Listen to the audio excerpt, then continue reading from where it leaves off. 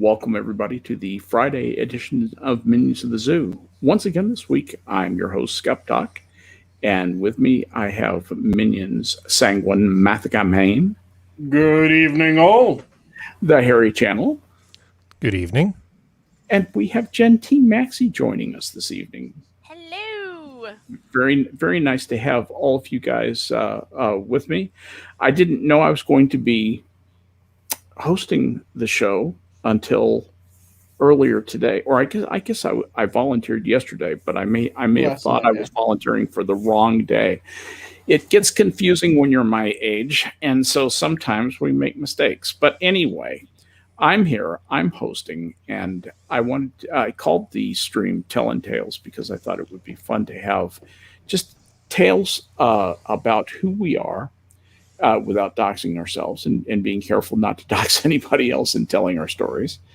But to give people a little bit of context about who these people are, who they tune in and listen to, and what were the things that created the work of art of a human being that you see before you today.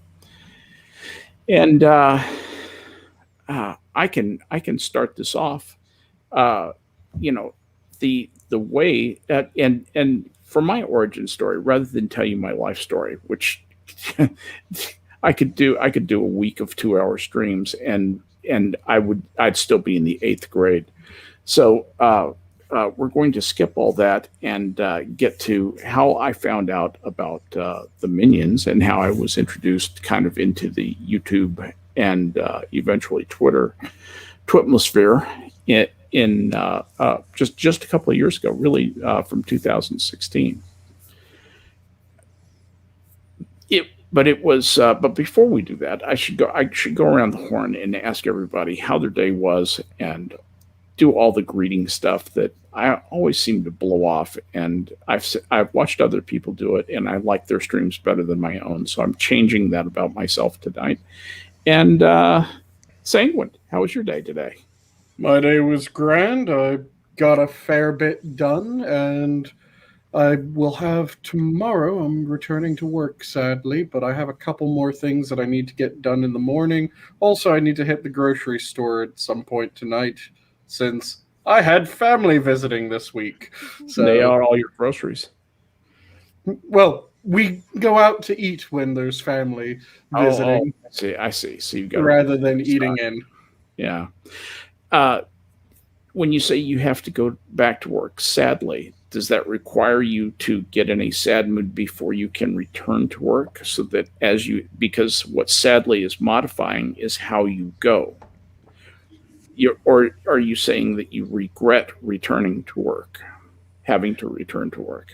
It's just a byproduct of returning to work because I have fun being able to BS with people. And then when I go to work, I can't BS with people. So it is sad that I return to work. This is a pet peeve that I have. It's the hopefully problem.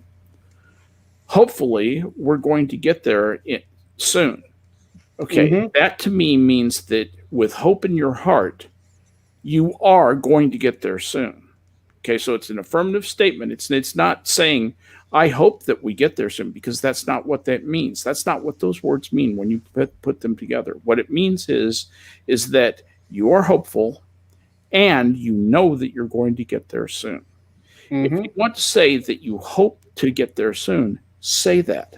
I hope we get there soon. That's a different sentence from hopefully we get there soon. But people use hopefully we get there soon to say that I hope we get there soon, even though that's not what that sentence means. And I'm trying to save the English language. One phrase, one word, one aphorism, one homily and simile at a fucking time. See, the one that pisses me off. You might have a dying battle. Because that's not even the start of it. The one that really I agree, but I want to go around the horn here and welcome everybody here. And by the way, we've just been joined by Blind Press. Hi, Blind Press. Hello. Hey, Blind. Hello. We can spur back into that in just a minute, Sanguine. But Gentee Maxie, how are you doing? I'm doing all right. Seems like it's been a long time since you and I streamed together. It's been a couple of months, hasn't it? Well, on your stream, definitely. Otherwise, I think if I've talked to you, it was probably on one of Sanguine's Yeah, streams. very much so. But I mean, so far it's been okay. I mean, you hear a lot of hyped up stories if you watch channels like The Rebel, but you know, it's not as bad up here as they're making it out to be. At best, it's just you do have some inflammatory fights going on. I am paying attention to the church shit because I don't agree with what they're doing with it. What's the church shit? So if you've heard of the Grace Life Church, I have not. Okay, so they're the church, the Polish church, that had the RCMP wanting to come in when they were in the middle of a sermon. Oh, okay. I know that story. And then there was a big protest Okay, afterwards. right. Yeah. Gotcha. Okay. And it's the fact that they fenced it off it's 2 times that they fenced it off. It's just the way that they've gone about handling it is really not something that I like to see. Like, I'm not a big person when it comes to mixture of government and religion to begin with. But I do feel like they're infringing on rights because, like, if you can have a grocery store and have people go into a grocery store, I'm sure that they can manage a church, you know. And they could have made a stop at a more appropriate time, you know. And that's the thing. Like, they're deliberately aggravating the religious people out here, and I really wish that they wouldn't, because there are some groups that are a little kooky. You know, they're not dangerous; they're just dumb. Yeah. I got you. Fair enough. But on the other hand, my city mayor is stepping down, so I'm actually thinking that we're doing a lot better than people are making out. Mm-hmm. My biggest complaint is for every conservative leader, or at least PPC leader, because I'd actually rather have Maxime Bernier, in all honesty. He's not pushing anyone in my city, and I don't know why he isn't. What do you disclose what city you're in? Calgary. Calgary. Okay. Yeah. So that's Western Canada, right? Yeah. Okay. It's one of those things where, like, I get that it's different in terms of the politics, but the more people he gets in Alberta, the better off he's going to be, because we're kind of limited on who we've got to choose. It's kind of depressing. Yeah. Yeah, it's really depressing. It's a country with, what do you have, like 35 million people in it? 37 something. 37 and change. Yeah. It's just a smaller pool of people to draw from, and understood. Harry, how you doing, man? Well, I got my my second dose of Pfizer at 11:52 this morning, and how'd it go? How you it's been feeling? okay. I mean, it was interesting because I think things were too easy last time, so they've decided to add drama to the situation by piling new rules on top of stuff. So the first time I went and got a shot, I just sort of roll up, and I'm wearing a short sleeve shirt. Some guy comes over, pokes me in the arm, no fuss, no muss, wait 15 minutes, leave. Not this time. This time, really? I show up, and they're like, oh, can you open your car door? I'm just like, why? Oh, we want to be able to get at your arm at a better angle. I'm like, okay. And then she's like making this big production out of how far she wants to roll up the sleeves of my shirt. Okay. And, I use the Bowflex for a reason, so there's not a whole lot of extra room there, to do what she seems to think is necessary. She wanted. Is she trying to pinch your skin? No, she was trying to. I felt like she was hunting for my shoulder blade or something. I don't know what the hell she was trying to do, but it was apparently extremely important this time that I not get the shot where I got it before, a little further down the arm where it was easy. We had to make a big production out of how far up Harry's arm can we go searching for the origin of the Nile. And it's like, okay. That's somebody who's just been trained. Yeah, somebody's just been trained. Her name was Emmy, and she's very enthusiastic about finding the top of my arm. And, and it's like, okay, fine, enthusiastic Emmy. Yeah, so I go, driving to the waiting area where they make sure you're not going to die. And they come over, and instead of putting the little sticker on my vaccine passport. They say, "Oh, we don't have any stickers for them today." So they hold up this sheet of paper and say, "Take a picture of it with your phone." I'm just like, okay, cool. Now I know. They say, "Oh, you just write it in yourself on your vaccine record." Well, yeah, Cool. exactly, and you can sell that. Security. Yeah, you I can can sell that photocopy JPEG. this. Yeah. Print. You You, could know, I sell can that scan as it at either 600 art. DPI. You could sell Yeah. that as either art, or you could sell that as a vaccine passport. Either one. Yeah, you just could like make a lot of you money. can sell an expensive bottle of whiskey on eBay as collectible bottle only. It just happens to have Pappy Van Winkle in it. Yeah. Yeah, exactly. Yeah, I'm selling you this $2,000 commemorative bottle. All right, so the $64 question is how you're feeling.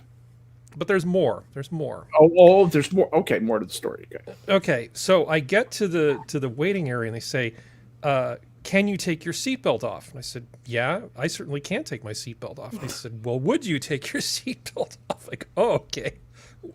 Just out of curiosity, why? They're like, "Well, if anything happens to you, we don't want to have to deal with your seatbelt as we're rushing to help you." I'm like, Yeah. "Okay." It was just a lot of. It was, Confidence.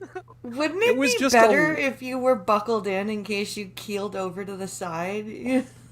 well, I wasn't going to keel very far in my car, but you Well, know, I the know, point- but still, like. But it was all just what if we were talking about IT, it would all be what I'd call security theater. You know, where Right. we're doing a bunch of stuff that doesn't amount to a hill of beans, a fart in a whirlwind, whatever metaphor you want to use. None of it fucking matters. Right. But it's very, very important that we all treat it with the earnestness and the seriousness and the gravitas that it deserves, That's right. because it's a very important moment in your life.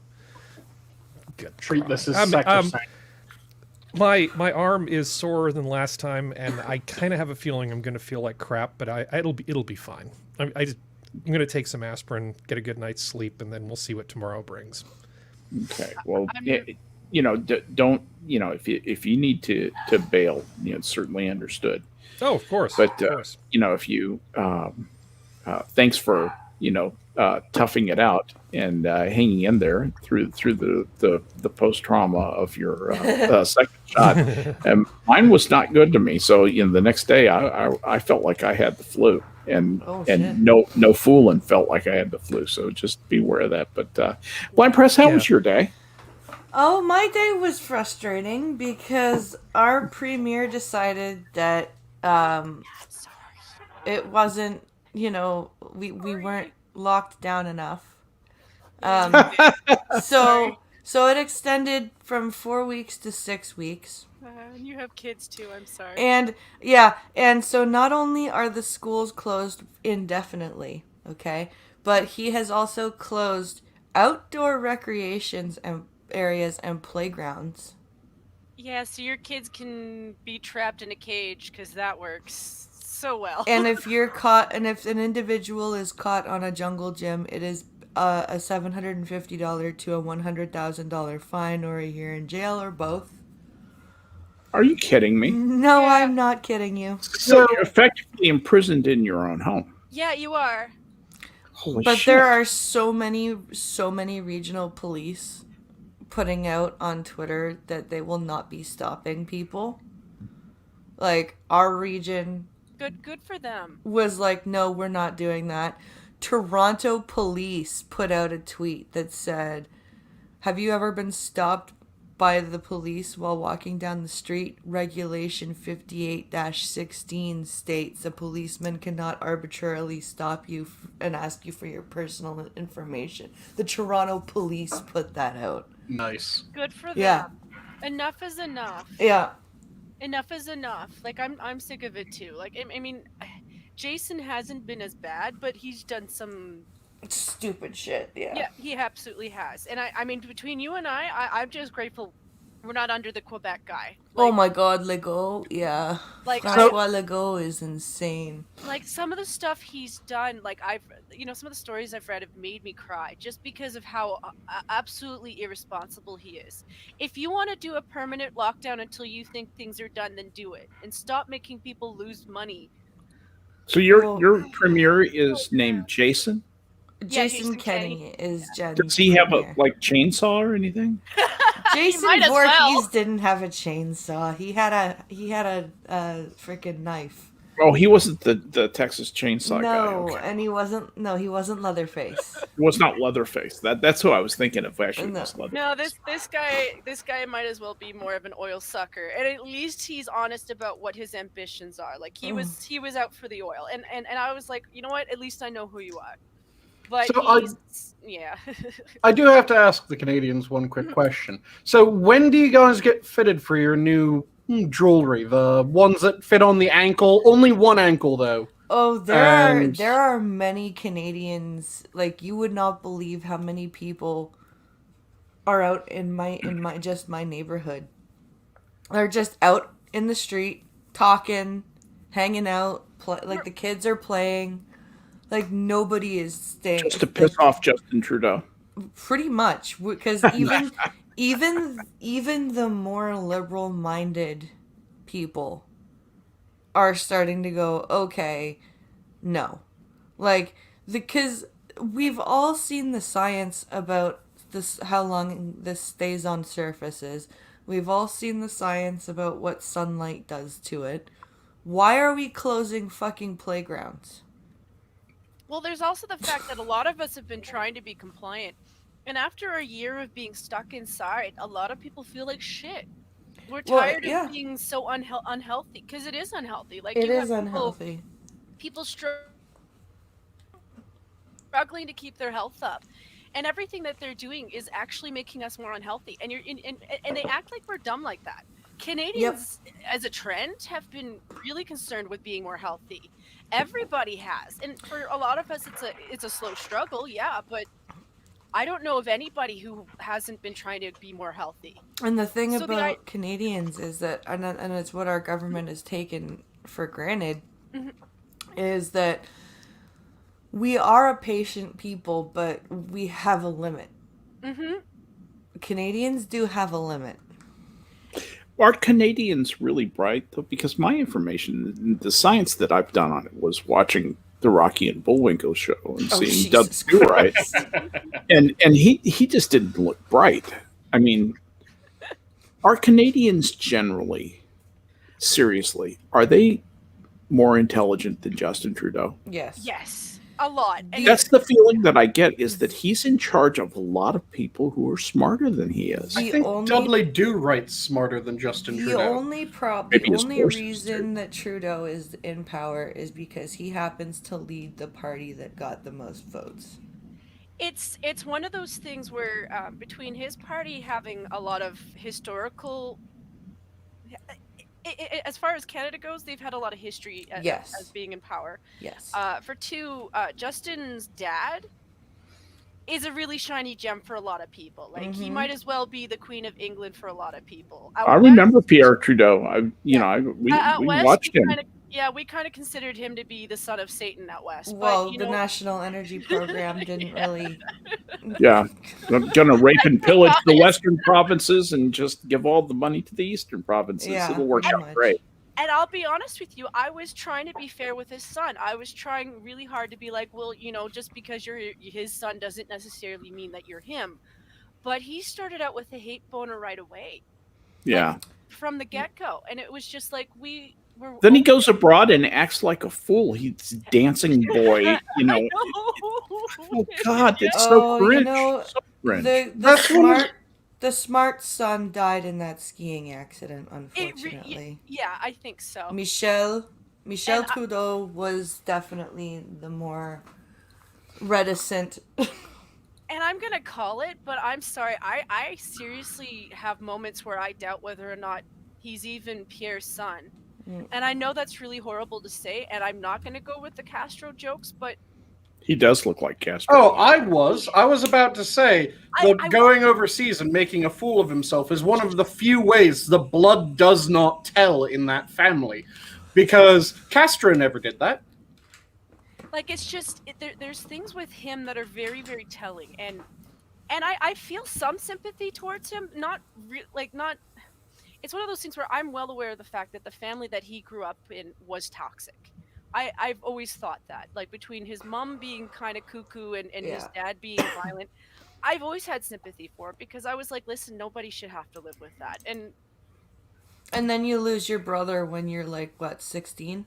Yeah, so like I was trying so hard to be fair to him, but the thing is I think he's sold out on everybody, to be quite frank, and that's what I see. I see a traitor, and it's sad. I was fine with seeing an opponent in terms of politics, but now I'm just seeing a traitor, and I'm just scared for everybody. Like, I don't want people to be attacked because they didn't wear their mask right, or they went to church, like. Well, like, Pincalo and I were talking about it today. Like, he's like, what are they going to do? Arrest the blind person for taking their kid to the park? Right? That's a fair statement. Well, anyway, he's like, do it. He's go to the park. so here we are, all gathered around the electronic hearth, telling tales about things in our lives and all that kind of stuff. I thought it might be kind of fun to share stories about how we arrived here. And I'm not talking about, the story of our lives or anything like that, as I was saying just before the stream started, that I could probably occupy a couple of weeks of the stream just in monologue telling the stories of my life. But rather discussing how we came to YouTube and what drew us to that, who attracted us there, what we initially thought about it, liked to watch, liked to participate in, liked to make content, and then how we've changed as a result of that. I'll just offer myself as an example. I guess it was 2016, I was working the last job I ever had, which was as something called a SharePoint administrator and a database administrator for a bank holding company that was about to declare bankruptcy. And I'd worked there for several years, and they had progressively gotten rid of more and more people out of the IT department, and they kept saying, Frank, which is my Christian name, Frank, can you take over this set of servers? Sure, no problem. It starts to become a personnel management thing where you find out who the people, because it quickly gets away from you being able to manage all that stuff personally. And so you find people who you can prevail upon to do that when the only tool you have is money. All of the answers look like contractors. So you find out who has skills, who you can hire, and to get stuff done. So I was really the situation had amped me up into management. But the time had come when the money was running out, and they were literally turning off the lights. And IT is just about the last thing to go in a bank holding company. And so as I made sure that when I went, they cut me a solid gold parachute, which they did. And then I found myself with nothing but time on my hands. I was going to do a little bit of freelance work. I still had a few customers left over for whom I did system administration. But beyond that, it was, I had most of my day to myself. And I started kicking around YouTube and looking for things to watch. And I started reading about this political content. And two things caught my interest right away. There was something called this Australian guy that I heard, that I just happened to catch somebody in a random YouTube thing that I was watching. They were talking about some Australian guy named Bering. And I thought, Bering, what a stupid name. What a horrible name, what is Bering? And that led me to, let's explore this YouTube thing, deeper. So I started to explore that and take it apart, figure out how it worked. And this Bering guy was this mysterious guy. Patrick had not been doxxed back then. And he lived in Australia, and I watched one of his videos, and I was enchanted. Isn't he great? Yeah. He's awesome. He was amazing. And so I'm reading through the comments, and I'm making. I thought the idea was you had to make lots and lots of comments, and so I'm making lots and lots of comments and so forth. And I got a reply to one of my comments, and this guy said something blah blah blah blah blah blah blah blah blah blah blah ranting monkey. I said ranting monkey. That's a pretty funny name. Mm-hmm. So I searched for ranting monkey, and my life changed. Mm-hmm. When I discovered ranting monkey, it was like having discovered fire. I loved the guy's content. I loved his attitude. I loved his voice. I could tell his art was completely homemade, and I was enchanted. And so I began to watch everything Ranting Monkey. And, that was about the time that was probably a year before they started Lords of the Night. Mm-hmm. And they started doing some streaming several months later, and I started watching Lords of the Night. And that was really how I came into knowing more and more people. At the time, I was also developing this parallel interest in Twitter. And I thought it would be fun with this Twitter thing to see how many followers I could get, just to see if I could game the system, see if I could mess with it. And that's been an ongoing game for me that I just play just for the fun of it, just to see how high I can spin up the number and fight battles with the evil Jack, who is like this worst boss of worst bosses in the game, because he actually has control over the game. Mm-hmm. And so you have to be careful of the battles that you fight with him. But anyway, that was kind of how I came into it. And I'm not a big one for making YouTube content, as my video frequency is about 1 per year, 1 per 2 years, something like that. But I do that just to dabble in it, just to be able to understand what I really did that just to understand what creators do when they make a video, just to see what it was like. And that brings me here to where I am today. I discovered Minions of the Zoo when it was first starting. I mean, in the first few streams, and I was watching these people. There was, when Fritz and Polly and Platy was a big part of it, and Sanguine was an early adopter, and Reject Gen 1. And I was very active in chat, and I got Adam laughing so hard on one of the streams just from what I was writing in chat that he and I kind of bonded and became friends. And eventually they asked me to be on a show. Once I'd been on show, boy, that was like discovering cocaine. That's great fun. I loved to stream. And as a result, I streamed more and more, and then Reject asked me if I'd like to be a host, and I said, absolutely, I would love to be. And been doing it ever since for the last couple of years. So anyway, that's kind of my life story. Who would like to step up and tell us about your early interests in YouTube and why you do what you do?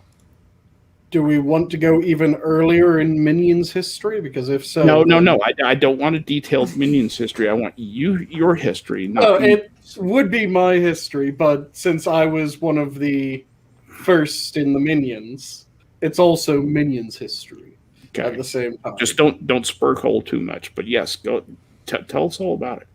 Okay, so the way that I got active on YouTube and became part of the Minions was, at the time, I was an EMT and night concierge, working both jobs. I was working north of 80 hours a week. God damn.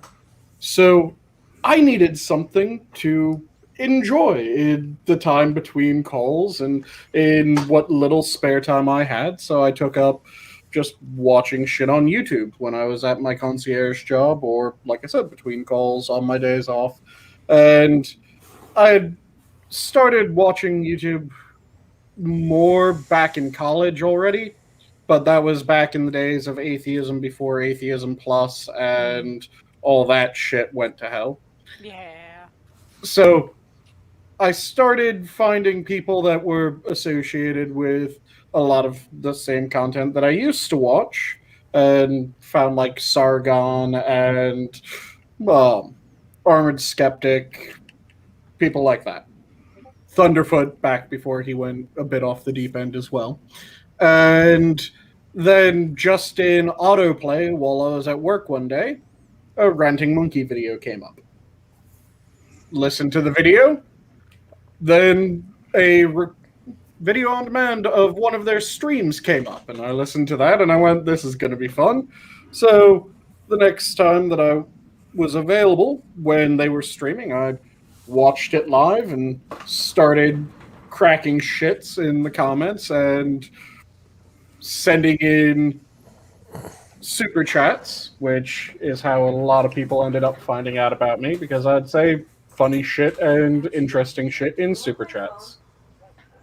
And progressively started to break Scribe when it came to adverts, which, that was fun. I'm sorry, that was fun. I had so much fun with the adverts that he did.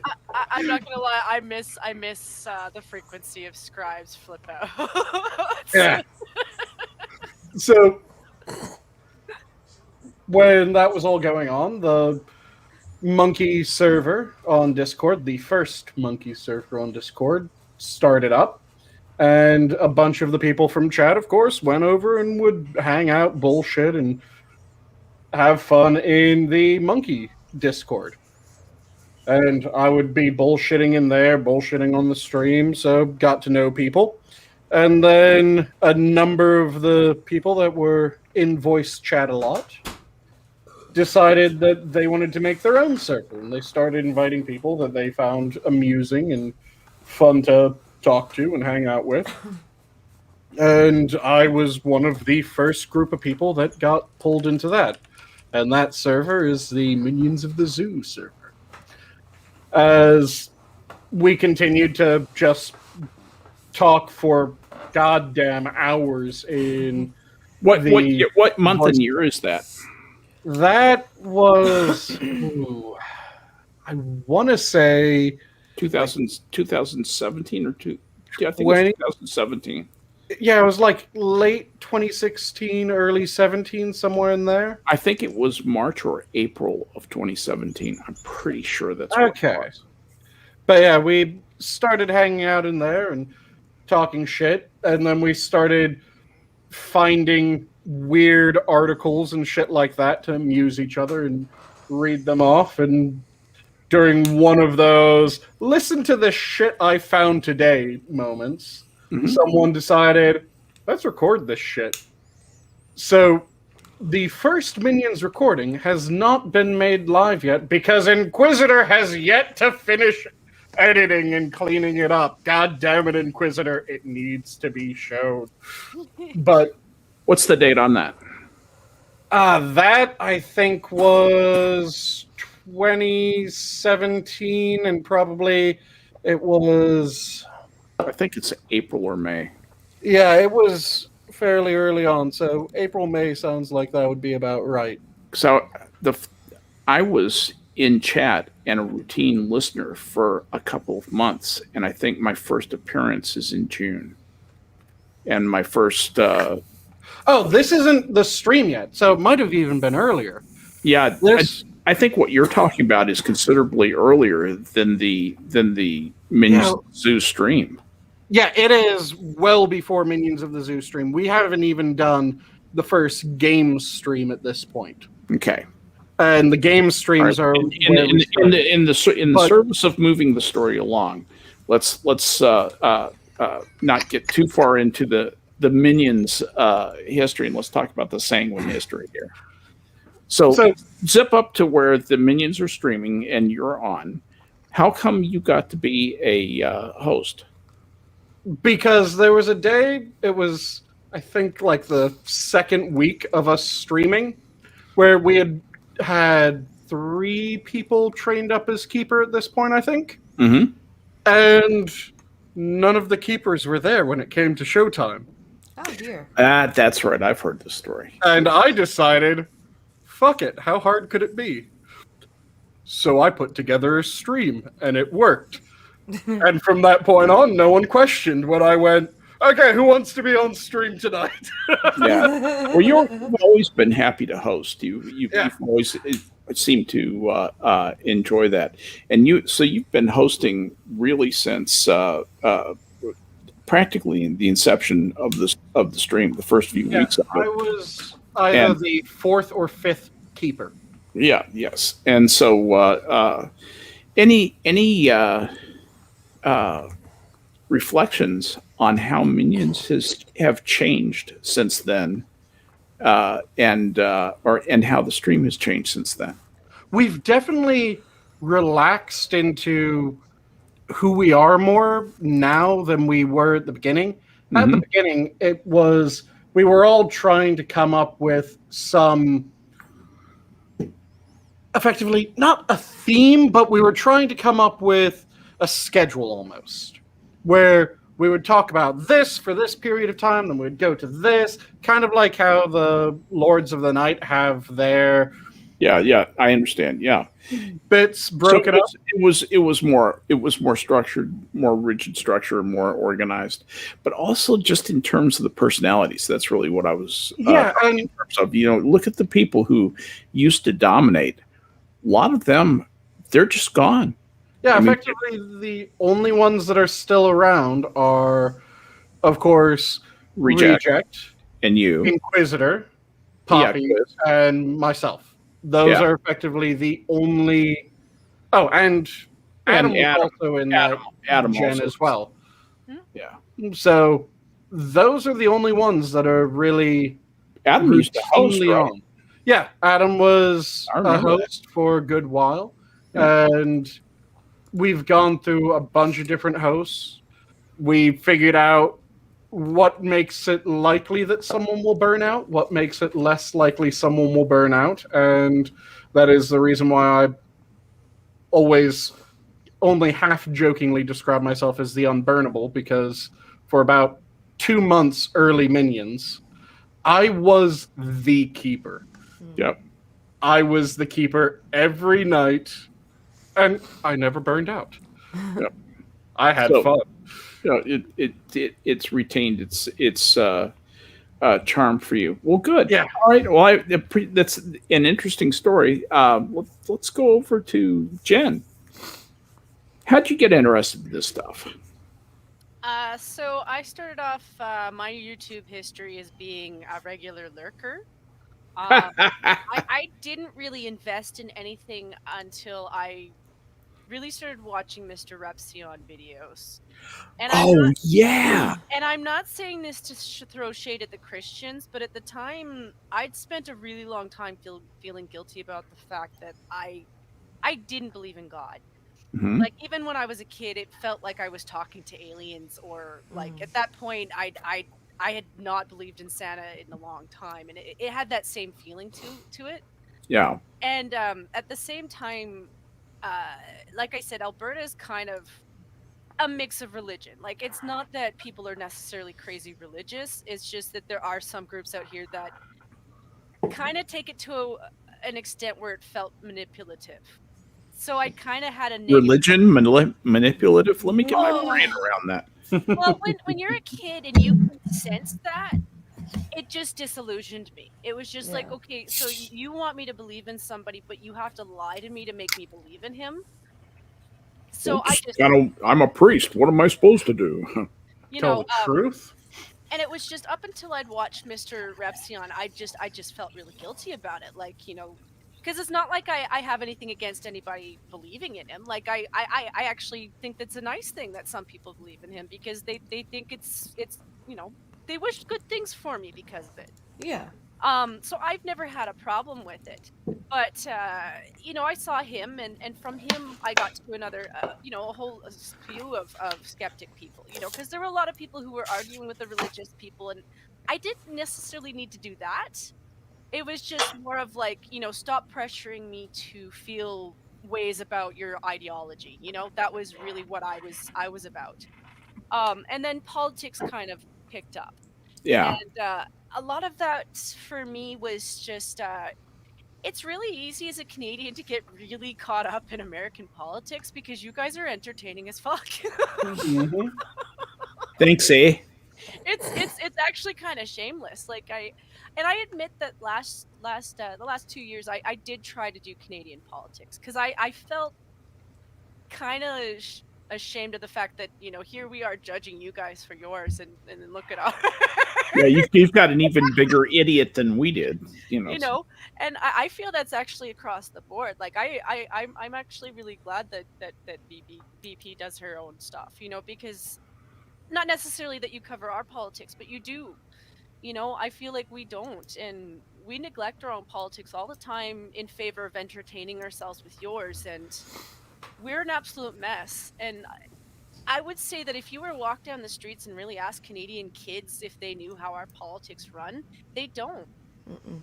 They think we're like you. Really? Yeah. Yeah. And it's really scary. It's really scary how bad it is. Because mostly their parents have CNN on instead of and even in CTV and CBC, most of the shit is government America, America, America, America. You are just our hat, though, so it makes some semblance of sense. Don't get me wrong, it does make sense for us to pay attention. You are our biggest trading partner. You could invade us. It's not like you don't have the military See, powder. that's the thing that you guys don't understand, the Americans don't understand, is that Canada, the reason our capital is where it is because our biggest fear when we had Confederation was your invasion. Mm-hmm. Yep. Little did you know, we were more interested in taking Mexican territory. Right? Well, that's because we've been pushing the frozen wasteland story forever, okay? All there are moose and French Canadians. Who wants to go up there? But yeah, it's. I couldn't focus on Canadian politics though. Like as much as I appreciate what you do, it's just depressing. Like the more you look into it and the more you focus on it, the more depressed you get. See, that's what I was getting depressed focusing on the American shit. Well, that because too. I just couldn't do it anymore. Like and there was nobody else that was doing it that I could and so that's why I started in the last few months just covering a lot of Canadian stuff. And why I really love playing those Pierre Polyev videos, because now you have to explain who Pierre Polyev is to our listening audience. Pierre Polyev is a conservative member of parliament whose riding is Carleton, which is a neighborhood in Now, Ottawa. a riding is something like a state, village, city, hamlet, a riding burg. is what you. So a riding has nothing to do there could be many ridings in a city. So it's very like Ottawa itself has more than one riding. Oh, that would be. I wonder if I could do that.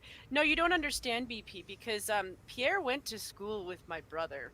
Oh. And I was sitting here thinking to myself, well, he doesn't want to talk about Pierre because he's trying to cheer him on. It's one of those things where he used to party a little bit, so he just doesn't want to get any trouble for him. If they hear that he used to be a party boy, they could play that at a bad angle. I could see Pierre being a bit of a party boy. Yeah, he was a bit of a party boy. But I'm sitting here thinking, you know what? I'm going to see if I can find my brother's... I want to see if I can find his graduation book. Okay. Going back to writing. a riding, okay, is an electoral district in Canada. It is colloquially and more commonly known as a riding. It is a geographical constituency upon which Canada's representative democracy is based. It is officially known in Canadian French as a circonscription, Yep. but frequently called a comté. So, So with the that's accent aigu on the last E, which is why I said it te. So when you vote in Canada, you vote for the member who leads your riding. Okay. So the only people in Canada who would have voted for Justin Trudeau are the people who live in Gatineau Centre. But Justin Trudeau leads our country because he leads the Liberal Party, and the Liberal Party had the most ridings voted for. So the Liberal Party gets together and says, we're going to elect Justin as the head of our party. Yep.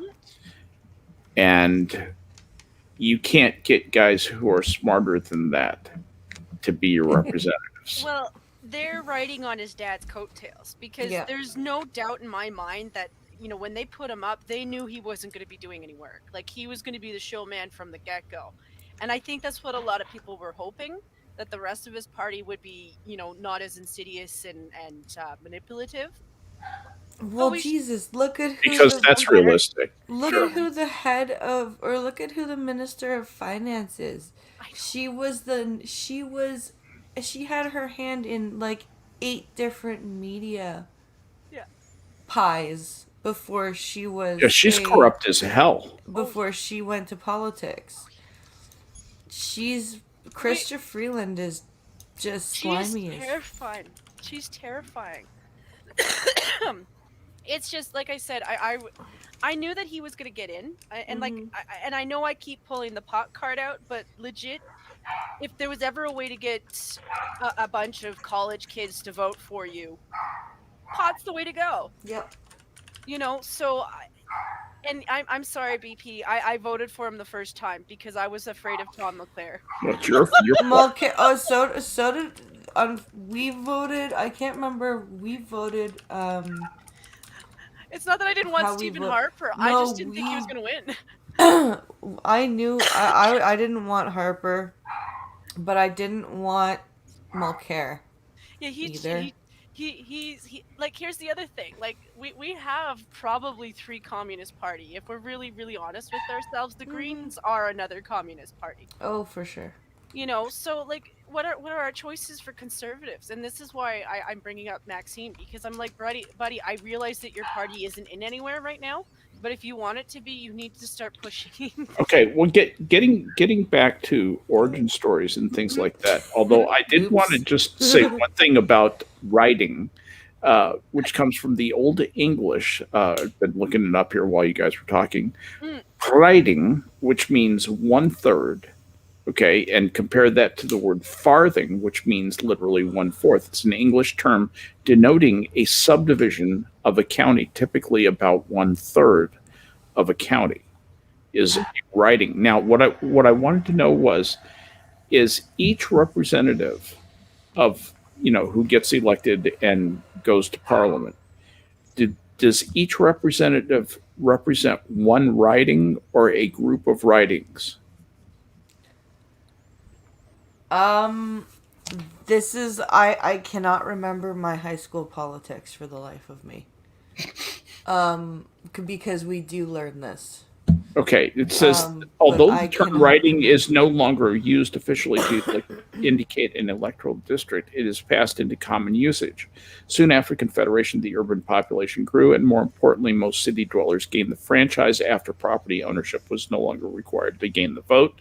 Rural constituencies therefore became geographically larger through the 20th century and generally encompassed one or more counties each.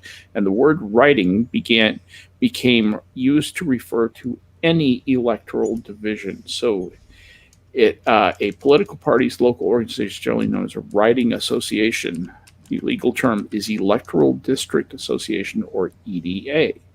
EDA names are generally geographic, blah, blah, blah, blah, blah, formula for Okay. I'm pretty God sure. damn, this is Yes. fucking complicated. I'm pretty sure that you only get to represent one riding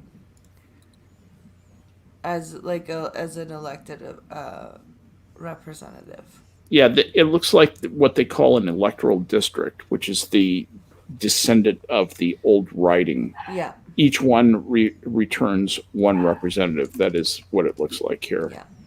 And at any rate, so what does all this have to do with you and your journey to Through YouTube? Yeah. The YouTube. So it's just basically what I tried to set up in terms of streams. I went from that to doing some game streams, and then I suffer from Canadian potato computer syndrome. So, Yeah. but I do have some good news. My brother is getting an upgrade on his computer, so we might be doing a switch out where I will get his computer. Nice. So I might be able to play some games. Okay. Very good. And so, Blind Press, tell us about how you got here. So. Why do you do what you do? So I used to just listen to YouTube way back in 2016 with Pincalo when we were still living with my mom because we had to live with my mom for a few years, unfortunately. And we were listening to people like Armored Skeptic and Logicked and Martimer. Ooh, he's good. Yeah, and so many. Ranting Monkey came. Undoomed. Course, Undoomed. Mm-hmm. Bearing. Irate Bear. And of course Lord Bear. And we were just listening to those people, kind of just to get away from all the cable, because mom had cable, and we were just so sick of the crap that was on cable and on the news, and we started trying to do our own, basically our own research, what's really going on, right? So we would start watching, these different people, start reading different articles and reading the source material that was posted in the pinned comments and stuff like that. And then when we moved into this house, just before the youngest was born in 2017, we started listening to the Lords of the Night, and I made my Blind Press account in August of that year. I'm sorry, which year is that? 2017. 2017, okay. And because before that I was just listening on my personal Google account that has my my real name on it. So I made the Blind Press account because Blind Press was my character's name in a game that we used to play, and I was thinking of starting to do kind of news commentary and also talk about some blindness related stuff. And so I made it in August of 2017, and then I just kept listening and listening to videos and streams, and then I think in September or October of 2017, I can't remember what exactly.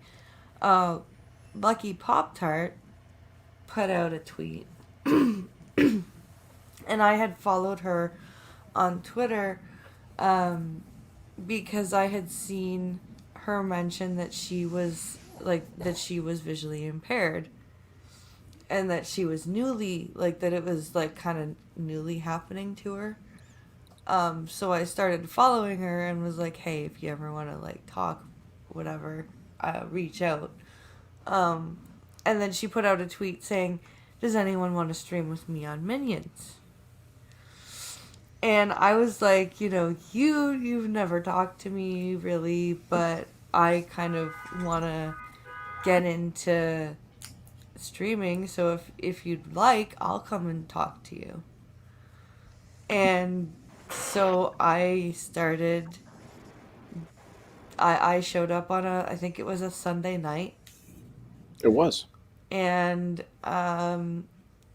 it was... I remember. Yeah, and you were there. I was there. And that was it. It was like you said, it's like cocaine. Yeah.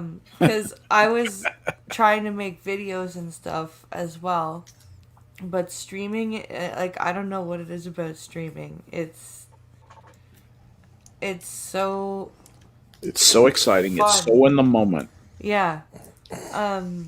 And about a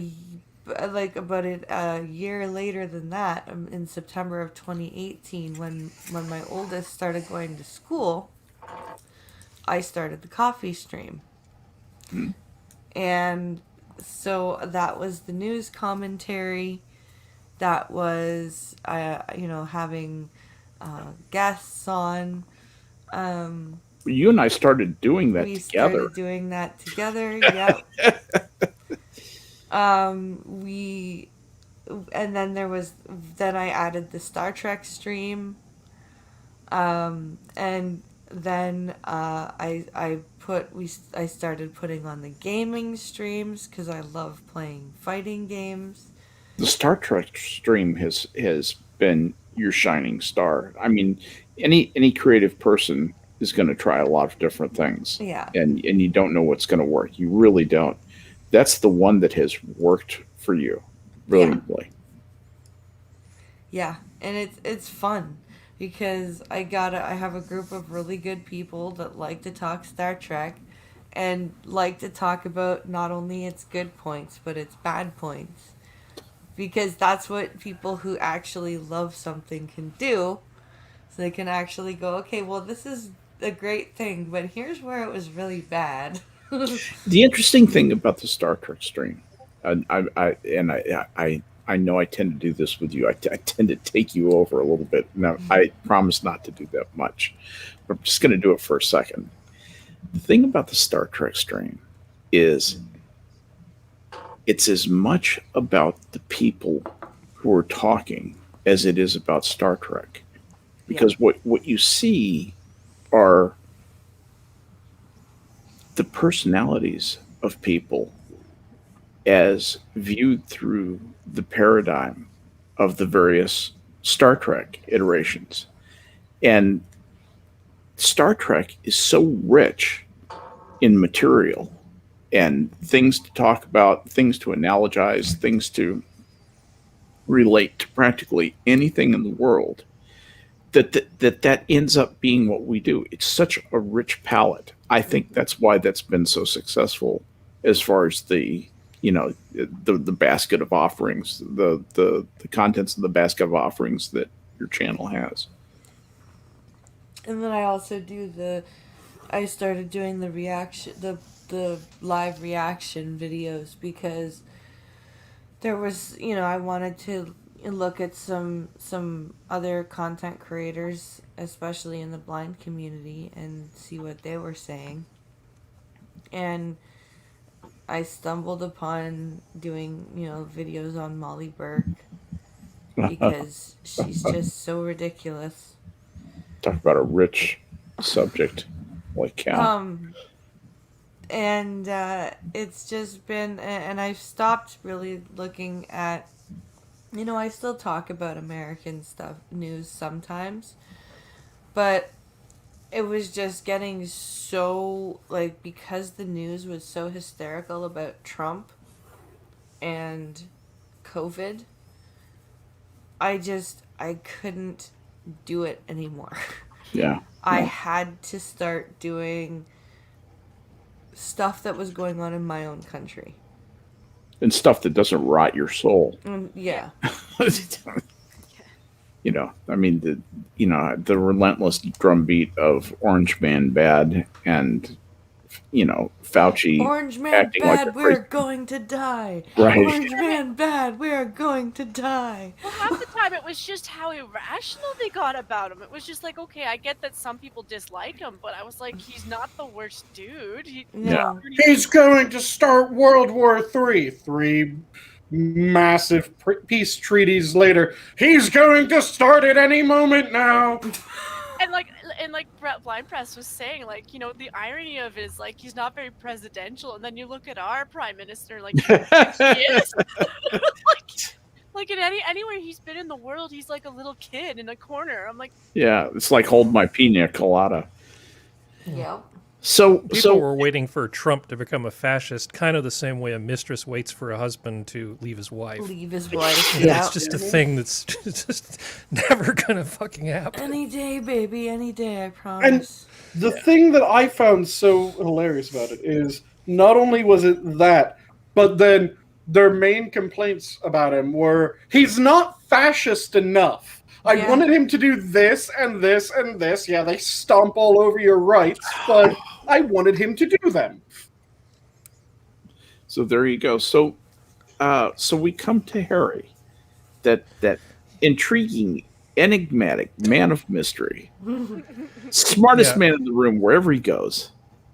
How It's far actually back am looking I going on this? Just out of Use your own curiosity, 'cause- use your own discretion. You know. No, because I mean, what's my mission brief again? It's the beginning of my involvement with YouTube. Again is and especially with emphasis on YouTube in Okay, particular, well, I would can say, do that. and Twitter. Yeah. Okay, so I went and I looked it up. I was trying to do it from memory by going through my subscriptions to figure out what the oldest videos were of any of the channels I subscribe to. And I thought, you're dumb. You run your own email servers. Why don't you go back and look at the email you got when you joined YouTube? Sunday, the 14th of May, 2006. God damn. Damn. Yeah, son. Yeah, because before, we have to kind of remember I was sort of in the thick of it. So and I'm always like an early adopter when it comes to most of this kind of stuff. You know, I was regularly going out and buying pieces of equipment that they did not know how to sell yet. You know, I just kind of show up at their door and like, I'm here to buy your new widget. They'd be like, we haven't figured out how to sell it to you yet. Okay, well, let's figure something out because I drove all the way here. Okay. That's fine. I still have money and I'd like it, please. Yeah, I know that seems like kind of a weird flex, but I mean, I've always been sort of chasing that elusive bit of perfection. And the world was very different in 2006. YouTube really wasn't much of a thing yet. But what was happening was a lot of stuff was starting to converge. Can you embiggen my screen? Yeah, I shall embiggen you presently. Let me just jump over there. Embiggen that noble spirit. There we go. Okay, so what you're looking at is a beautiful piece of technology called a Nokia 770 Internet tablet. That's what I'm talking about. This was all the rage at the very beginning of 2006 when I begged and borrowed and managed to get one of these when it was practically still warm from the factory. It had a whopping 64 megabytes of memory and 128 megabytes of flash and an 800 by 480 screen. But it actually, with its little stylus, allowed you to look at the internet pretty much anywhere. And it was a great little thing. It was actually running a version of Linux. And it was so far ahead of its time, it's not even funny. Yeah. It was a great, Really? it was a great little device. And I loved it to tears until it got replaced with the N800 and then the N900 and the N9, and then Nokia went out of business, but such is life. So I was watching content on this thing. And before that, there was actually a pretty big community of people doing podcasts on things like Apple, on iTunes. So before YouTube, where you would go to get something the closest thing to YouTube was a podcast. So there was no streaming video. That wasn't a thing. There was just things that people would upload. And the two earliest things that I used to watch were Penn Jillette. I would listen to Penn Jillette's podcast, and then he went over to YouTube around 2006. And the other thing was a thing called Tiki Bar TV, which was a bunch of Canadians. And this guy had made up his living room as a tiki bar. And he would invite friends over. They would drink and they would film sketches. That's awesome. Where they would be Sounds presented like with a good fun. problem. And then Dr. Tiki, who has his degree in USB, would write a prescription for a cocktail. And then the cocktail would solve said problem. That's And I have to Nice. tell you, I still love Tiki Bar TV more than just about anything else. It's it's like my first YouTube love that even predates YouTube. So I love Tiki Bar TV so much. It's just fantastic.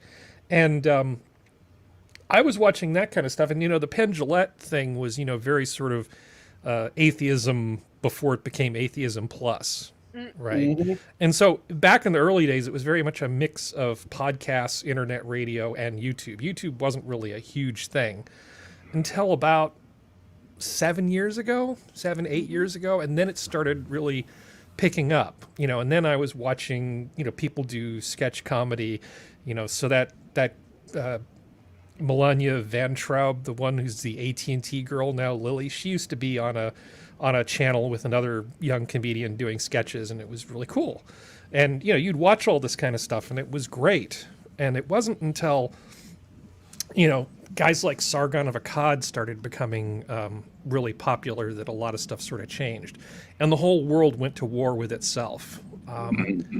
As far as me ending up with Minions, I was in with sort of the Brit-bong part of YouTube, and talking with people like Not So Obvious. And the first time I was ever on a stream was on Academic Agent's channel.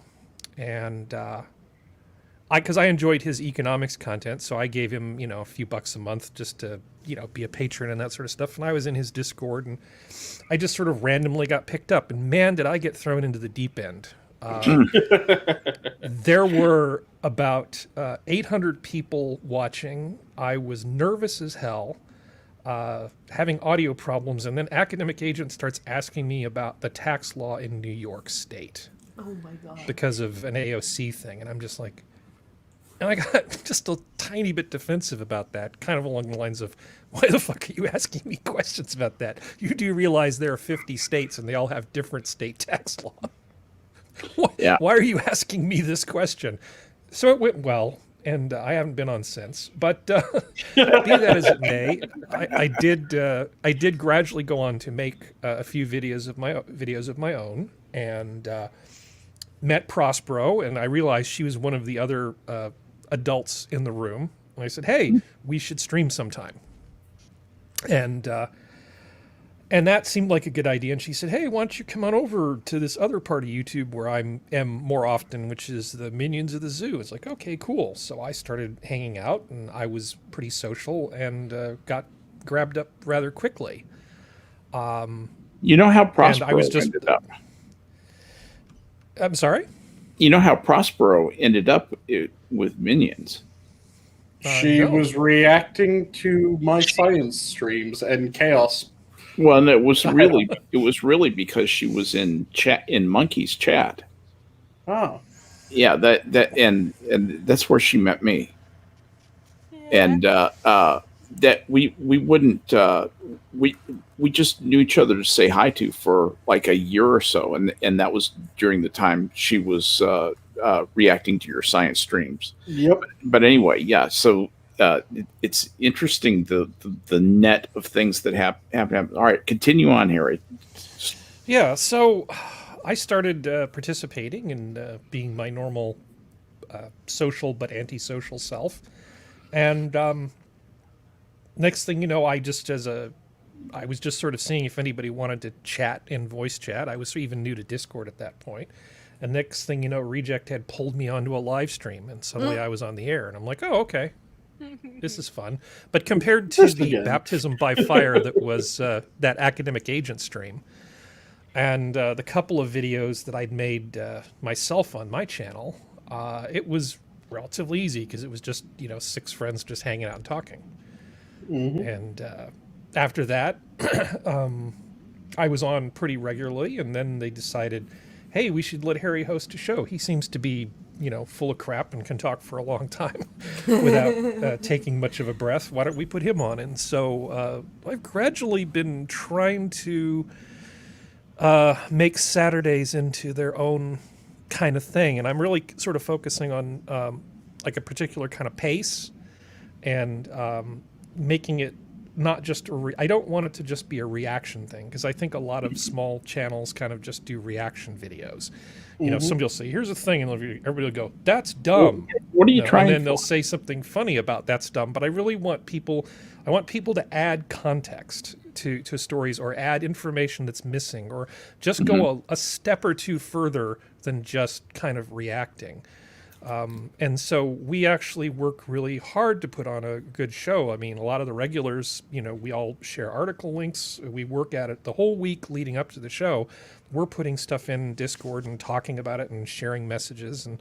And I think it's going pretty well, but I don't have any idea what the future is going to be like, because at some point we might just go, oh, this was an interesting experiment, but it didn't really get us where we want to go. And then we might have to reinvent ourselves, and that's okay. So you never know. And so You never know. it's amazing how much that YouTube has changed from the days of when I first discovered Sargon and Gamergate and all that stuff. I mean, who was that girl? Brianna Wu, was that her name? The Woo Goblin, Which one? yeah. There were several of those girls. Yes. Sarkeesian. Well, yeah, and the other Gamergate one who called Sargon out at That's Anita Sarkeesian. Anita Sarkeesian. I can't believe I forgot that name. I was happy that I forgot that name, actually. And she's just one of the biggest assholes alive.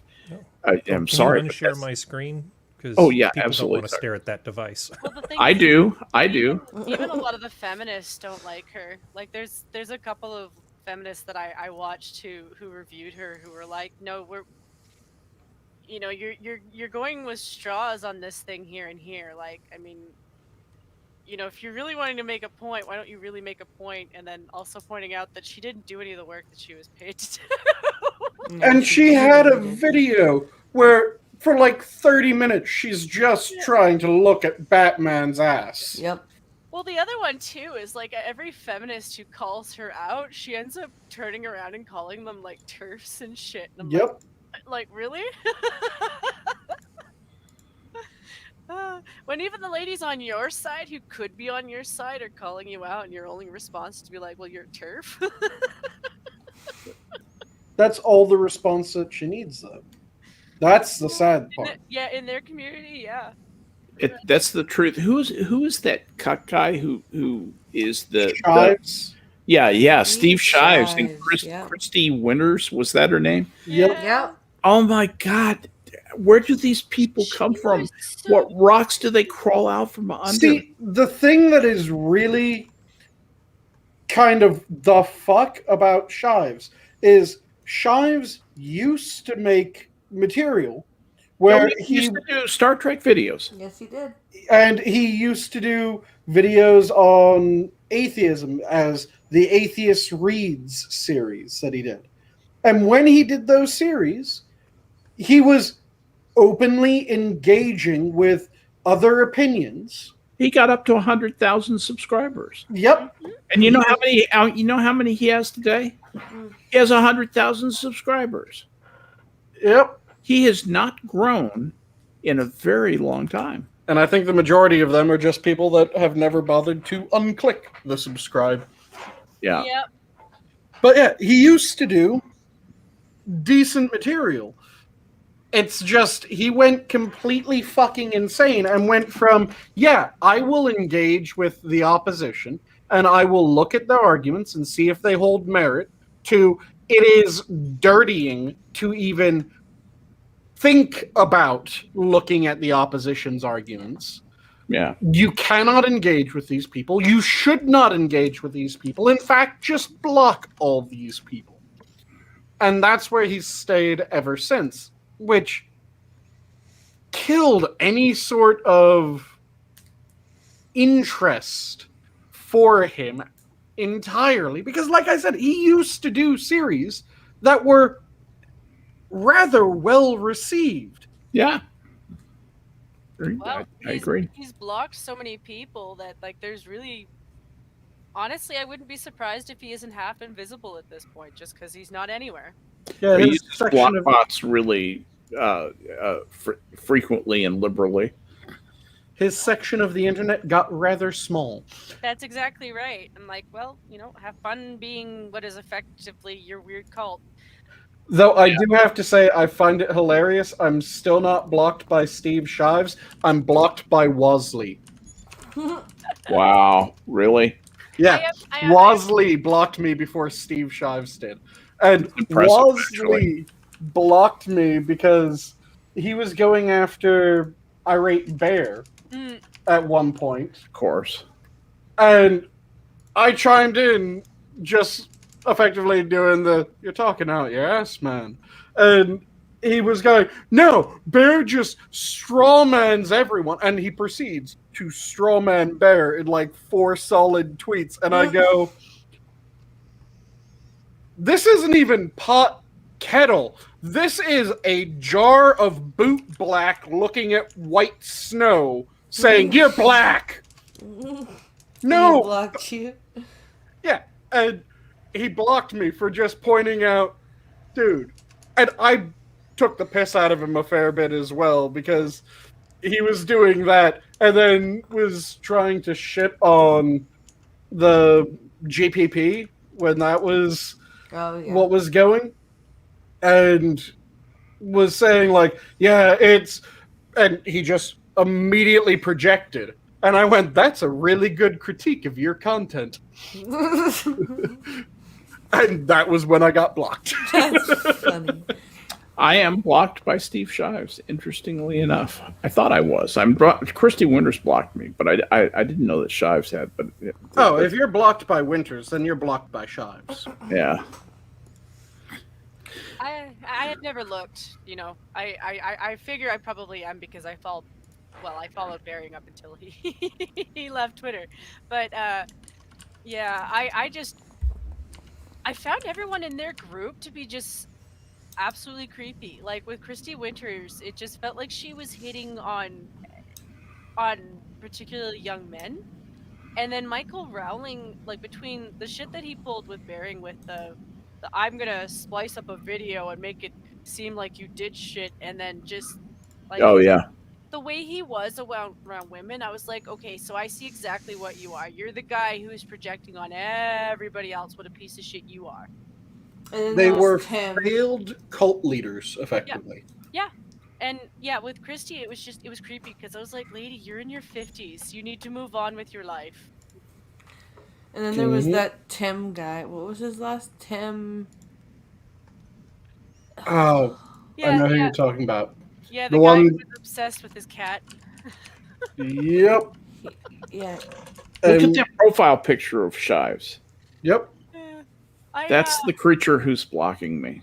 Yeah. It hasn't changed. The chinless wonder. That profile I'm picture blocked. hasn't changed in years. And Well- you know it hasn't changed in years because he wears the same hat. It's just with a fuck ton more dust covering. Back before Shoe on Head lost her ever-loving mind, Yep. she made the greatest insult about Steve Shives I've ever heard. She was looking at his lips, and she said that his mouth looks like a wet cat's butthole. Yep. Yeah, the Well, the butthole of a wet cat. She meant a cat's butthole Wet. when the butthole was The wet. rest of the cat's dry. Cats. yeah. The wet butthole insult is fantastic, though I still say that my favorite insult that I've ever heard flung at Steve is from Croughton T before he went a bit baddie. Yeah. And he was doing a reaction to Shive's video, and he just stops it at one point and goes, "If your skin is that thin, you can't be surprised when someone dons you like a condom to fuck your wife." I think I remember Holy that. shit! That Teutonic directness that Yeah. is able to summon is pretty delicious sometimes. I'm always warily respectful of Kraut. I still respect him. He's He's I'm still friends he's a with little bit of a nut. That's the only problem. Mhm. Yeah. I'm still technically friends with him on Discord. Are you on his Discord? I could be on his Discord if I asked him. It's just that it's kind of a running gag that he knows me through a guy that I was sort of kind of shy of dating. And so I was playing 7 Days to Die the entire time that my friend was consoling him and trying to convince him to stop hanging out with commies. Mm. Spent a good 6 months trying to convince him to stop hanging out with commies. And it's just, the commies are really good at making you feel both bad about yourself and then better about yourself. Like, you should feel bad about yourself, but at the same time you should feel justified because you're still a victim. I'd say he's a lot better now, but he's still a spurg. He's kind of a spurg. He's always been a spurg. Oh, There's very. nothing wrong with being a spurg. We're all bozos on this bus. But I will say that I've never once talked shit about anything that he said, because there was a lot of stuff on his end that wasn't, like, people did shit to him too. Like, it wasn't a one-sided battle. Like, there was shit flung on both sides that was shitty, and I just stayed out of it and just played 7 Days to Die. There was only two parts that I would say were fairly one-sided, and they were the two parts that pissed me off the most. Yeah. And they were the way that he went after Rage, because Yeah. she wasn't right, but there's a way of going, what you're saying is not on, versus I want you off and I want it so that you cannot work anywhere. Yeah. He went into that cancel. But you recognize the fact that Rach was truly boop shooby crazy. Oh yeah. She was a nutter. She bought into shit that she should have known better, but I also feel like she could have been talked out of it if people had engaged with her in certain ways. I think Electroshock and Haldol would have had to be involved to bring that girl back. I thought she was a nutter all the way to the core. Is this the young German girl who went off Yeah. on... After Storm. That's Okay. Yep. Yeah, that's I her. remember stumbling across that going, wait a second, what the hell is she saying? I still remember the first time I saw that video, I was like, say what? Whoa. Yeah, she grabbed onto a third rail and did not let go in that video. Let's talk about RK selection. Blah, blah, blah, blah. Shut up. Yeah, she didn't just grab the third rail. She fucked it and tried to marry it. Yeah. God. Nobody understands you like I do, third rail. On that mental image, Sorry about that, kids. I need to head off to bed. I didn't mean to drive you away. First I need to go eat, and then I need to go to bed. All right. But Thanks for coming by and hanging. oh, with you're us. welcome. Seriously. It's always I do. fun. And of course, there's the Star Trek stream tomorrow Yeah. at 5 Of p.m. course. Eastern. 4 Central. Stream I And- can never be on. The stream you can never be on. And it's part Yeah. 2 of the episodes that should not have been. Harry, would you like us to have an honorable mention for you? Yes. I'll do it. Yeah, I was actually actually, Aiden Paladin did a stream where she was talking about the whole socialism or communism in Star Trek. And I I sent messages in Discord to just about everybody. I think I sent you a message too, saying, watch this thing. And so I was furiously trying to get my Star Trek fix, in the chat, saying things. And she actually acknowledged something I said. So I actually managed to make a point that derailed her, which is not easy. Derailing Aiden is not the easiest thing in the world. No, She's it's a very not. focused young lady. So, Oh. yeah, About once every 6 months, she and I have a back and forth, either in DMs or in Twitter. And she has one of the better minds of anybody I've encountered on the internet. Mm-hmm. Yeah. she does I'm not. very, very good work. She's She very does sharp. good work. I love her. Very work. sharp lady. And also, she has an amazing voice. Yes. Which She Yep. has an explanation Definitely of what frameworks are, which is extremely worth going and listening to. If you listen to one thing she did, her discussion of what a framework is by far the one thing that everybody should watch, regardless of how you feel about her other content. Yep, I would agree with you. But let our beloved blind press go get something to eat, hon. Wait. I was going to ask her something. I don't know if Functional's visiting you tomorrow, but if he does visit you guys, can you tell him that I said I'm sorry that the Forge be with you? May the Forge be. Oh my God. I'm sorry that the Forge be with you, because Doug's last name is Forge. Okay, I got you. No, Ford. Got it. Not Forge. Ford. Yeah, let the Ford be with you. Yeah. Yeah, if there's anything you want me to torture him with, just DM me directly, and I'll, assuming I don't fall to pieces and I'm still hosting tomorrow, I'll make sure to put a few zingers in there for you.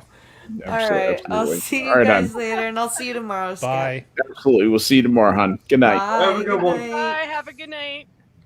But yeah, the other thing that pissed me off about Kraut was how he treated Aiden in all that as well. It was. That was so terrible. Yes. What the fuck? She did not react well to that. She got very, very, very emotional about that. Yeah, she got hurt. We don't want to amplify the bullshit. So we probably shouldn't really talk about this. Those two. A lot of that fight was other people complicating it. Yeah, but let's move on past the Kraut server debacle. And Harry's idea here is very good. I would like to not open that wound any more than we already have. And kind of bring it full circle. One of the things that I like to speculate about, and I've always been one who likes to sit by the riverbank as the sun goes down, the stars come out, and speculate about the things that are going to happen. What do you guys think is happening with YouTube and with content creation and the audiences, the mainstream media, the fact that I haven't sat down and watched cable TV in 4 years? Seriously? Yeah, I really What the hell is going on? I really don't know. Like, I haven't really explored a lot of other platforms. Like, I know BitChute's a thing, but like I really have to look into it more. I just haven't. The problem is that old media made the Cool Kids Club, and the higher ups at YouTube are desperately wanting to be part of it. So they're willing to kill their platform. They're willing to crush creators. The ones who made them do it. They are. Yep, the ones that draw the eyes to their site.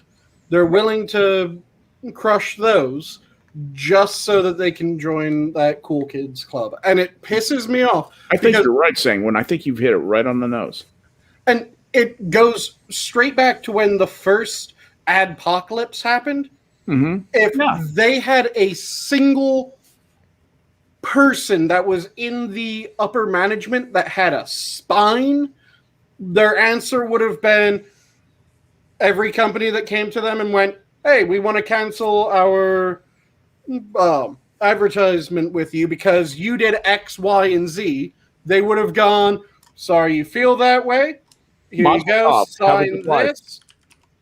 You're gone. And then in that signature, it would have been that the absolute best deal that company could have ever received for advertisement, if they returned, would have been the deal that they left, the absolute best.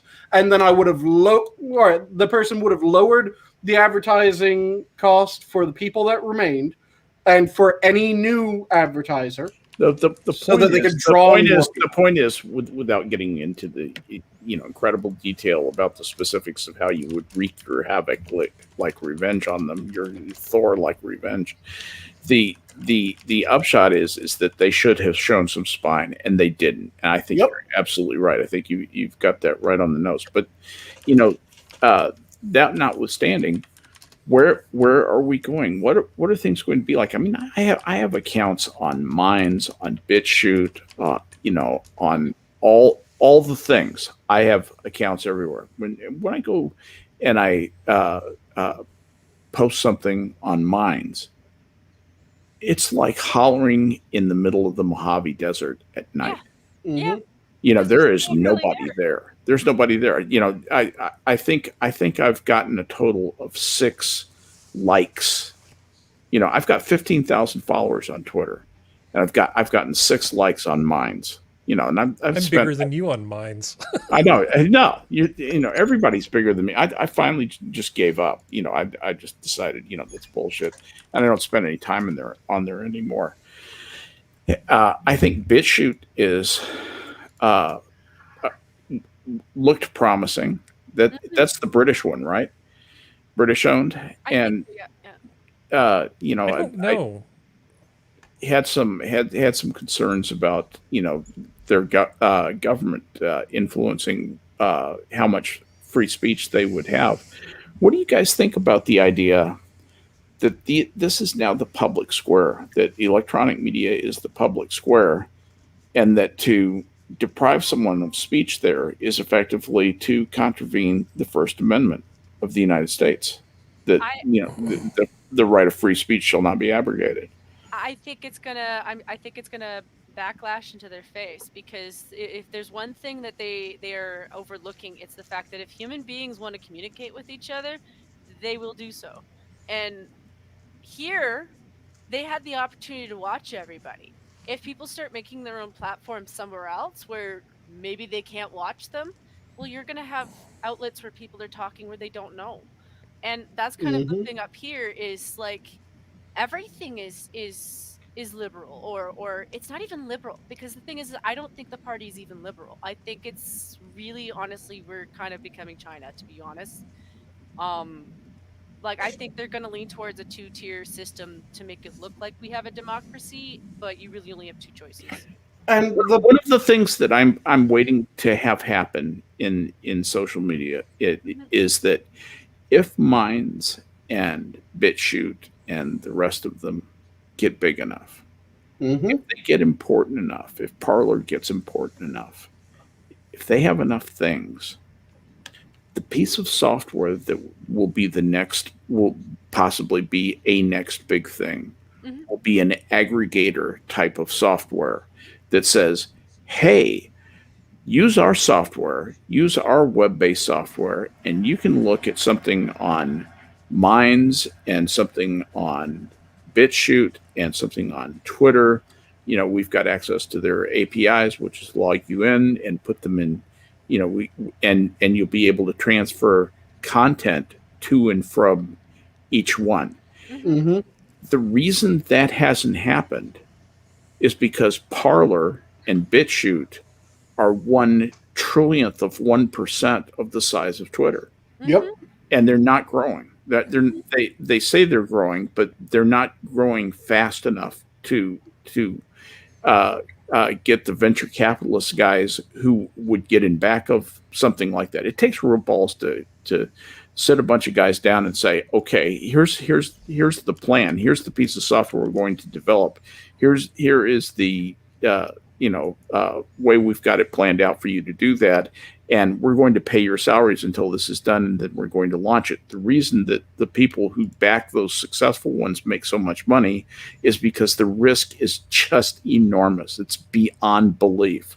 This is not like starting a farm or starting a shipping line where you have hard assets that you're buying. This is something that is utterly human capital intensive.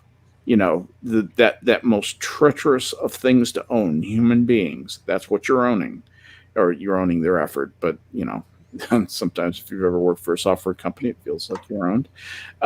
And it because it's hugely, risky. It can be hugely rewarding, but you're not seeing the development of those kind of aggregator software. At least I haven't. Harry, have you seen anything like that? As an aggregator, yeah. Well, that's actually how Yahoo started out. Essentially, that's all it was an aggregator. Aggregator. That's right. That's a great point. I I didn't mean, think about that. that was the whole thing, because in the beginning there was no index for the internet. There were just a bunch of websites, and you didn't really know where to go. So there was a golden opportunity for things like Yahoo, which was a list that a couple guys from Stanford just edited. You could Right. just go Yes. there. Here's the thing. You could go look at this thing. It wasn't until Google brought MapReduce to bear on the internet that you really started seeing search engines that could sort of index all of the content that was out there. The concept of crawling became a thing. Yeah, sorry, what was the question again?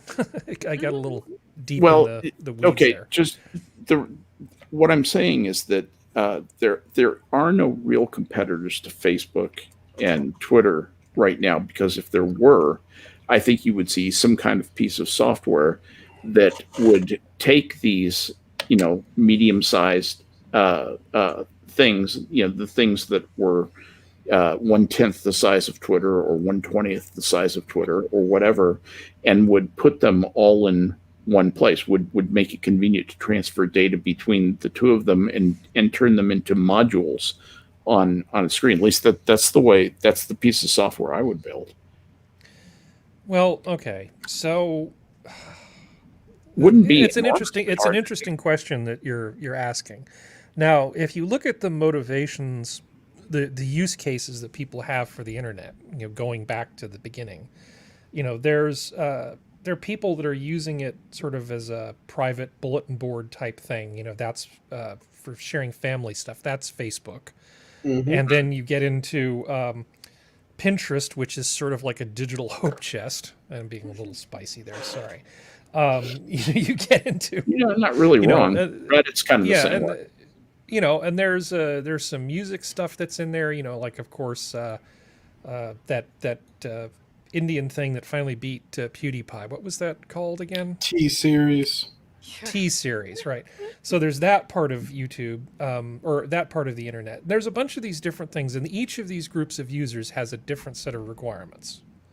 There isn't just some, common language or common use case that, pulls them all together to the point where it's like you just have an RSS feed that comes from some service, and then you have 20 different applications on every device that knows how to read this RSS feed to give you what you want. Because people get different levels of emotional engagement to live streams versus delayed. It doesn't really make a lot of difference, right, if you're not on the stream in a lot of ways. But I know that I personally kind of like watching certain things live. I like to know that if I got pissed off enough, I could just type something in the comment stream and somebody might actually see it. So I think the reason that one thing doesn't exist is you just have too many different use cases for that one thing to work. Now, in terms of how I think things are going to go, there was a time and a place where people thought that MySpace was going to live forever and be this supreme thing that was going to gobble up all sorts of stuff. And we saw how quickly that went away. Of course, I think the owner sold it for $500 million. Right, but I'm talking about He got how out at important the is right MySpace now, right? There's all sorts of technology, because the real thing is whether or not investors want to get into this or not. I know there's people who want to push this because a lot of people are sick and tired of the censorship from their governments, YouTube, employers, whatever. Right. So one of the more interesting ones is LBRY, or library, or however we're supposed to pronounce it. Odyssey is actually built on top of that, and it's another one of the alternative things. And LBRY is a blockchain-based distributed storage platform. And I have the app on my phone, and I've started watching people on LBRY now just because I don't feel like giving the views to YouTube. Really? And there's a number, and it actually works. Performance is fine. The video looks good. The performance is fine. I don't think it supports live streams. That's the thing that everybody needs to do. Is it's getting the live streaming part working. That's really tough. Just showing videos delayed is not that hard, but live streaming is very expensive to set up. But you can bandwidth is just getting so incredibly cheap that it does actually work. I mean, I would like to see BitChute succeed. LBRY actually ran into trouble because of the crypto part of it. The SEC decided they didn't like what was going on, and I think they were just looking for an excuse to go after them. But the SEC, the Securities and Exchange Commission, they alleged that LBRY had sold LBRY credits to fund their work without registering them with the SEC as a security, a violation of securities law. In response, LBRY CEO began a public relations campaign to gather support among blockchain and cryptocurrency enthusiasts and argued that the SEC had mislabeled LBC as a security. Because does it represent ownership in the firm? What they sold? That's the only question, because it's the Securities and Exchange Act of 1933 is the law they're talking about. It's a law that I know fairly well, and what they're saying is that they sold pieces of the company. Did they sell pieces of the company? Well, securities aren't necessarily pieces of the company, are they? Common stock always is equity. It's referred to as an equity security, and always represents ownership of it's the ownership of the capital account. When you subtract, when you make the difference between assets and liabilities, if you have a positive capital account, that is what they call the fundamental value of divide by the number of shares, and that is the fundamentally supported price per share. Yeah, well, I am not fully prepared for this particular conversation. Okay, I'm sorry. I didn't mean to go there. No, it's okay. As to why the SEC went after these guys. I think they are very afraid, because this is the kind of thing that could actually cause it all to come apart. This is the communication protocol that people could use to publish that literally can't be stopped. And I think they're not particularly pleased with the idea of there being a way to publish videos that you literally can't stop. Wow. Sort of going door to door and just stealing everybody's devices and shutting off their... Yeah. That's the interesting thing. Blockchain offers, if you've ever read the Cryptonomicon stuff, the Tim May stuff, my best friend from high school, what was the manifesto that he wrote? I'll tell you what it was in a minute. Let's see, May, and there's the great guy. He wrote something called the Crypto Anarchist Manifesto.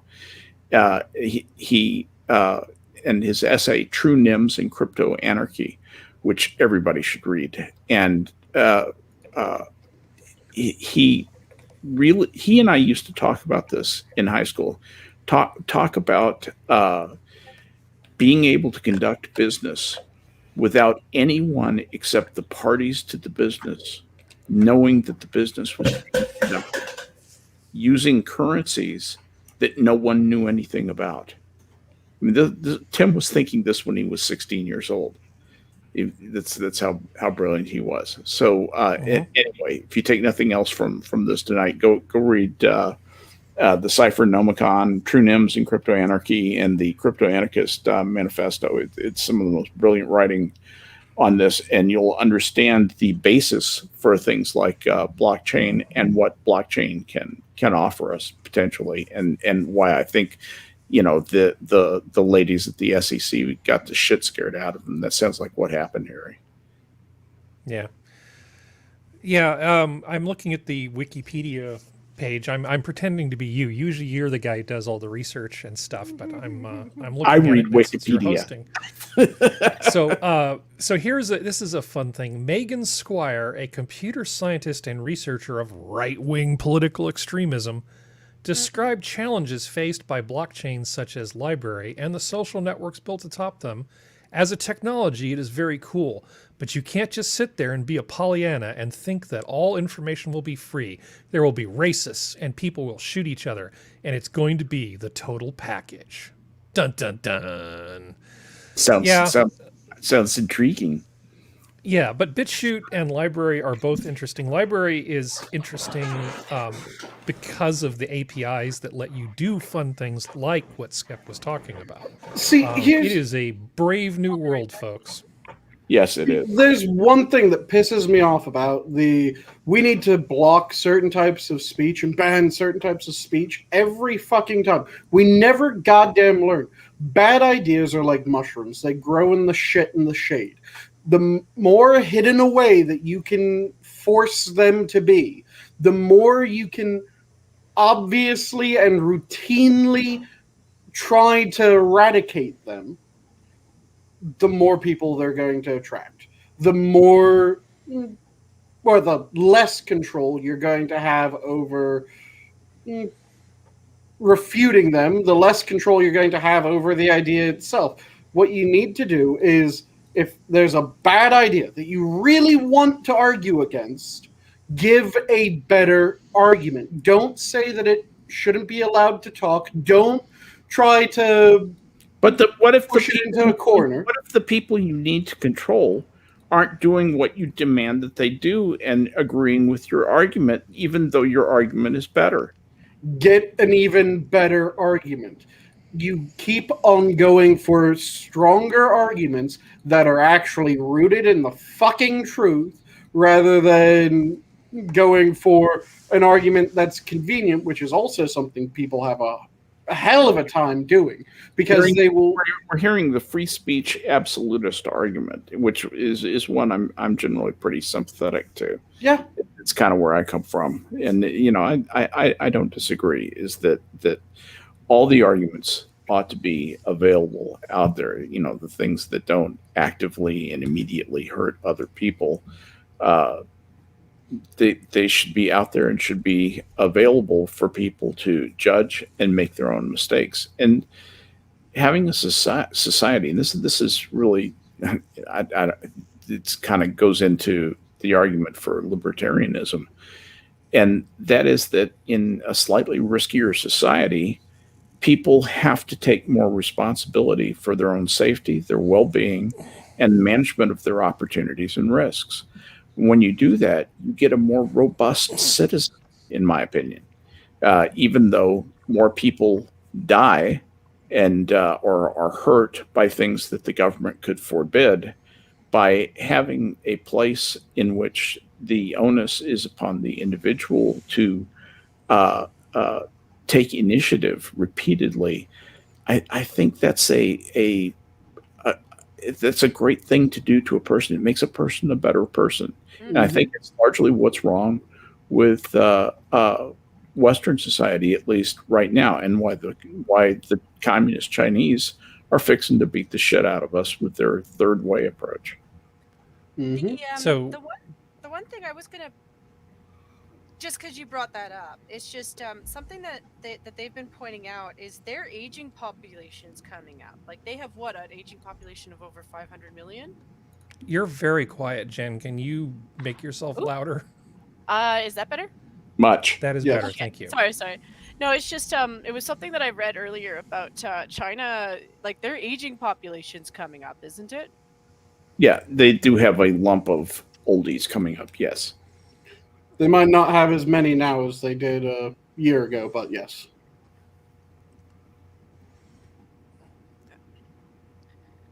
So I do have a point that I'd like to make. Yes, please, Harry. So what you're going to hear, this is the way this always ends up playing out. People say, well, if we let you have this thing, what about the children? For instance, and it's always things along those lines.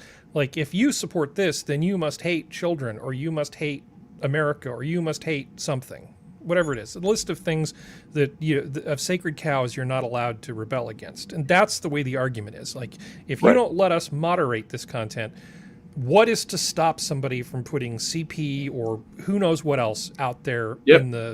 in the stream? And the answer is, you can still prosecute people who make stuff like this and put them in a very dark hole for a very long time with guys named Bubba who are feeling amorous. You can do that. Not to mention, people say, well, what if they distribute designs on how to make 3D printed firearms? You know, people who misuse firearms can also be put in a very deep hole with Bubba and his new friend. It's not like the actions of people aren't still punishable. It's just that you've gotten lazy by thinking that you can avoid having to do your job by controlling the access to information. The information, you'll never control the access to it. All you can do is just try to make it shiny and attractive to people who have mental problems, through reactance. Because sometimes you make things worse by adding the allure to stuff. But you can absolutely still throw people in jail for trading in things that are contraband, or for trying to sell drugs online, or any number of things. You know, what was it? Silk Road, I guess, was one of those things. Yeah. In the wild west of the internet, that was a thing for a while. You absolutely can still go after people for their behavior. You just don't get to lazily try to control the internet as a way of stopping them beforehand. That doesn't mean that I don't want to, that I approve of any of these other things. I just don't think you can put the information genie back in the bottle. Yeah, because when you have someone who is routinely saying that they're trying to silence us, they're trying to make sure that we aren't able to say this, and they continue to be allowed to say everything without someone silencing them, that person is a nutter. Whereas when someone says, no, we won't be able to say this for very long, they're going to try to silence us, and then someone comes along and goes, hey, this person's been saying something I don't want, they're no longer allowed on the internet in the areas that I control. That person's now a fucking prophet. Mm-hmm. Yeah, what threat is David Icke to anybody? Seriously, who, how, why? Why should my access to information be limited because David Icke says loopy things sometimes? And I don't care if a dozen people believe what he says about, the things that he says. I shouldn't even have to be thinking about what I'm about to say and how I shouldn't say it. Every time it's just giving credence to the people that they want to discredit. Because, again, someone says that, oh, they're going to attack us. If that person is never physically attacked, and they just routinely say, they're going to physically attack me, they're going to physically attack me, everyone will just go, you're insane, and start ignoring that person because they say that they're going to be physically attacked, yet they never are. Whereas when they say, I'm going to be physically attacked for this, and then 5 minutes after them saying, I'm going to be physically attacked for saying this, someone runs up and takes a swing. Hold on a moment. Maybe he's on to something. Can I point out something else? I know it's just slightly off topic, but the people who go after the 3D printers, I just would like to remind them that long before 3D printers came along, people could and still do know how to make guns from scratch. Like, all you need is a pipe, a spring, another piece of metal, and a bullet. That's, yeah. My dad reconstructed an old Buffalo rifle from the 1800s simply because he wanted to. I've seen ghetto guns. Yeah. That's what we used to call them back in the day, back in the 1970s. Mm-hmm. And it's literally a piece of pipe with a spring that it has a hammer type of arrangement in back that comes down, and it will launch a bullet out of the pipe, and that's a gun. It just blows my mind that they think that, that's all it's going to take. Like, how expensive is a fucking 3D printer? Yeah. I mean, shit, you can make a goddamn cannon with a log and a spoon drill. Also, I can make as much cyanide as I want to, and I can make a blow dart that will kill someone 30 feet away. Yep. And you don't need a lot of cyanide. You don't need to prick somebody with a lot of cyanide to kill them. It's just Yep. it just blows my mind. Like, this is why I suspect Have that a candidate in mind. well, it's just why I suspect so many of these people are rich dumb fucks. I really think they are, because yeah, even as a kid, maybe it's because I come from a province that's half engineer and half like hillbilly, but blowing shit up is not hard. People have known how to do that for quite a long time. Yeah. You can use household cleaning materials. You can make a very effective, very highly unstable, but very effective bomb.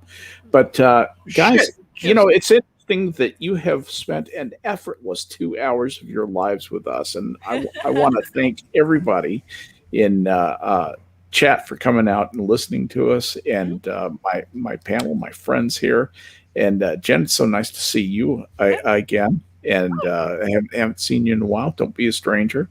Nope. But I like to send it around one time and get anybody's final thoughts. You don't have to speak up. I'm not going to call you out by name. But does anybody have anything that they wanted to add as a benediction for the evening? I'll just toss out one of my endings: the live in defiance of your memento defectus.